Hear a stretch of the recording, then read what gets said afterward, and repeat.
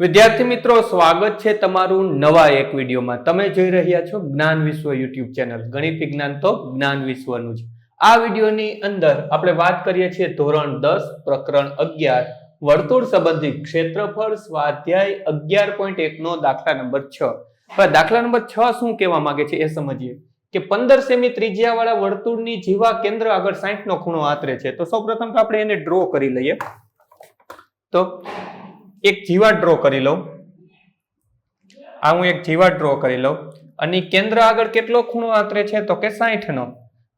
તો અહીંયા આપણે એને 60 નો ખૂણો દર્શાવી દેશું। જો કે આપણે દોરીએ છીએ 60 નો તો નહીં જ થતો હોય, લગભગ 90 નો થાય છે, પણ આ તો આપણે ખાલી આકૃતિ સમજૂતી માટે દોરીએ છીએ આપણે। તો આ કેન્દ્ર આગળ કેટલાનો ખૂણો બનાવે છે? 60 નો। નામ આપી દઈએ એ બી એની જીવા, અને આપી દઈએ ઓ। ત્રિજ્યા કેટલી છે તો કે 15 સેમી। તો આ બાજુ પણ કેટલું થઈ જશે? 15 સેમી।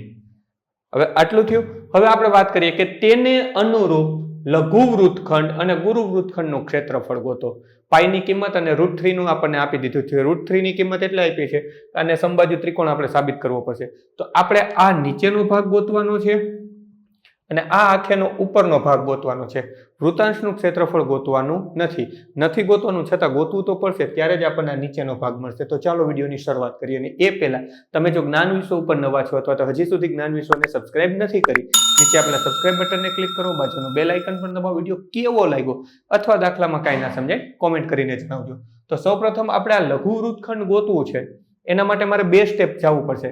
એક તો હું આખું આ લઘુ વૃતાંશ ગોતીશ, પછી આ ત્રિકોણનો ભાગ ગોતીશ, એને બાદ કરીશ ત્યારે મને આ લઘુ વૃત્તખંડ મળશે। તો સૌપ્રથમ આપણને જે આપ્યું છે એ આપણે લખી લઈએ। અહીંયા આપણી પાસે શું છે તો કે થીટા બરાબર 60 અંશ અને રેડિયસ r બરાબર 15 સેમી। તો હું હવે વાત કરીશ લઘુ વૃતાંશનું ક્ષેત્રફળ। આપણને વૃત્તખંડ માંગ્યો છે, પણ પેલા વૃતાંશ ગોતવું પડશે। તો અહીં લખું લઘુ વૃતાંશનું ક્ષેત્રફળ કેટલું છે તો કે થીટાના છેદમાં 360 એને ગુણ્યા પાઈ r વર્ગ। અહીંયા થોડુંક આ બાજુ લખું, થીટા આપણી પાસે છે 60 છેદમાં 360 એને ગુણ્યા પાઈ એટલે કે 3.14 એને ગુણ્યા r કેટલો છે તો કે 15 ગુણ્યા 15। જેટલું બાદ થતું હોય, જેટલા છેદ ઉડતા એટલા ઉડાડી દઈએ। 0 અને 0 કેન્સલ થઈ જશે। અહીંયા છે 6 ગુણ્યા 6 36। તો આપણી પાસે અંશમાં વધ્યું 3.14 ગુણ્યા 15 ગુણ્યા 15, 15 નો વર્ગ આપણને ખબર છે 225। તો 3.14 ગુણ્યા 225 અને છેદમાં શું વધ્યું? છેદમાં વધ્યા 6। આનું સાદું રૂપ આપીએ તો આપણને મળે 117.75 સેન્ટીમીટરનો વર્ગ। હવે આ જે આપણને મળ્યું 117.75 એ આખા લઘુ વૃતાંશનું મળ્યું। હવે મારે આ ત્રિકોણનું ગોતવું છે। તો ત્રિકોણનું આપણે 3 રીતે ગોતતા હતા। જો કાટકોણ ત્રિકોણ હોત, આ કાટકોણ દેખાય છે ભલે, પણ આપણે આને સમજવા નથી, કારણ કે ખૂણો આપણને 60 નો આપ્યો છે। તો આપણે કાટકોણ ત્રિકોણ હોત તો આપણે શું કરતા હતા? તો આપણને 1/2 પાયો ગુણ્યા વર્ગ મળી જતો હતો। પણ આ ખૂણો આપણને 60 નો આપ્યો છે, તો આપણને ખબર છે આ સમબાજુ ત્રિકોણ છે। પેલા આપણે એને સાબિત તો કરવું પડશે। તો અહીંયા આપણે લખીએ ત્રિકોણ એ બી ઓ માં ખૂણો O બરાબર કેટલો છે તો કે 60 અંશ। ખૂણો O આપણને 60 અંશ આપ્યો છે। હવે એમાં આપણને OA અને OB સરખા છે, તો આપણે અહીં લખીએ અહીં OA બરાબર OB। આ OA બરાબર OB છે અને OA બરાબર OB હોય તો ખૂણો A અને ખૂણો B પણ સરખા થાય। શું કામ સરખા થાય? તો કે આપણને એને કલ્પના શું કરી? આપણે સમદ્વિબાજુ ત્રિકોણ માટેની કલ્પના કરી કે સમદ્વિબાજુ ત્રિકોણ હોય, આ બે બાજુ સરખી છે તો એના નીચે અનુરૂપ ખૂણા પણ સરખા થાય। તો આપણે લખીએ તેથી ખૂણો A બરાબર ખૂણો B, તો તેથી ખૂણો A બરાબર ખૂણો B બરાબર 60 અંશ। શા માટે 60 અંશ કર્યા? તો કે ત્રિકોણના ત્રણેય ખૂણાનો સરવાળો 180, એક ખૂણો 60 છે અને આ બે સરખા છે, તો બેનો ટોટલ 120 થાય, એટલે એકનો કેટલા બની ગયા? 60। તો આપણે લખીએ તેથી ખૂણો A બરાબર ખૂણો B બરાબર ખૂણો O બરાબર 60 અંશ। હવે ત્રણેય ખૂણા 60 અંશના થઈ ગયા, તો આપણે લખીએ તેથી ત્રિકોણ A બી ઓ સમબાજુ ત્રિકોણ છે। હવે ત્રિકોણ AOB સમબાજુ ત્રિકોણ છે, હવે સમબાજુ ત્રિકોણ છે તો આપણે શું સાબિત કરી દઈએ, તો તેથી ત્રિકોણ ABO નું ક્ષેત્રફળ બરાબર √3/4 ઇન્ટુ a સ્ક્વેર. તો √3 ની આપણને કિંમત ઓલરેડી આપી દીધી 1.73 ના છેદમાં 4 એને ગુણ્યા a કેટલો છે, તો કે 15 ગુણ્યા 15. તો અહીંયા આપણે લખી નાખીએ 15 ગુણ્યા 15. સિમ્પ્લિફાય કરીએ 15 ગુણ્યા 15 એટલે કે 225, તો કે 1.73 ગુણ્યા 225 એના છેદમાં 4. તો જવાબ આવશે 97.3125 સેન્ટીમીટરનો વર્ગ.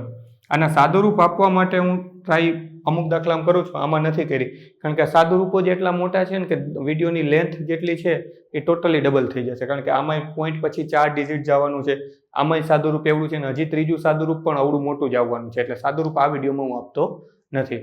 હવે આપણને આ મળ્યું ત્રિકોણનું. હવે આપણે શું કરીએ, તો કે લઘુ વૃત્તખંડનું આપણને પહેલું મળશે આમાંથી. હું અહીં લખું લઘુ વૃત્તખંડનું ક્ષેત્રફળ.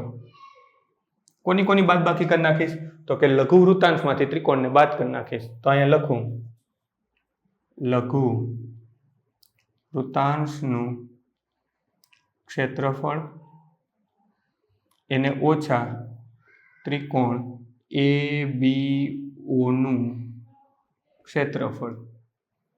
તો અહીંયા આપણે લખીએ લઘુ વૃત્તાંશનું આપણને કેટલું મળ્યું હતું, 117.75. તો અહીંયા લખું 117.75 સેન્ટીમીટરનો વર્ગ એને ઓછા 97.3125 સેન્ટીમીટરનો વર્ગ. 97.3125 સેન્ટીમીટરનો વર્ગ. બાદબાકી કરીએ તો આપણને મળે અહીં 117.7500 ઓછા 97.3125. અહીંયા આવ્યા 10, 9, અહીંયા આવ્યા 4. 10 માંથી 5 જાય 5, 9 માંથી 2 જાય તો 7, 4 માંથી 1 જાય તો 3, 7 માંથી 3 જાય તો 4, પોઈન્ટના પોઈન્ટ, 7 માંથી 7 જાય તો 0, 11 માંથી 9 જાય તો 2. આપણને મળે 20.4375 સેન્ટીમીટરનો વર્ગ. હવે આપણે ગુરુ વૃત્તાંશ માટે ગોતીએ.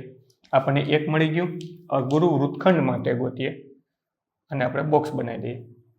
બીજું આપણે ગુરુ વૃત્તખંડ ગોતવાનું છે, તો લખીએ ગુરુ વૃત્તખંડનું ક્ષેત્રફળ. હવે આમાં આપણે શું કરવું પડશે, આ આપણે ગોતવાનું છે, આટલો ભાગ આપણે ગોતવાનો છે. તો આપણે પહેલા આખા વર્તુળનું ગોતશું, એમાંથી આપણે આ લઘુ વૃત્તખંડ જે છે આપણે ગોઈતું 20, 43, 75 એ આપણે બાદ કરી દેશું. તો અહીંયા આપણે લખીએ વર્તુળનું ક્ષેત્રફળ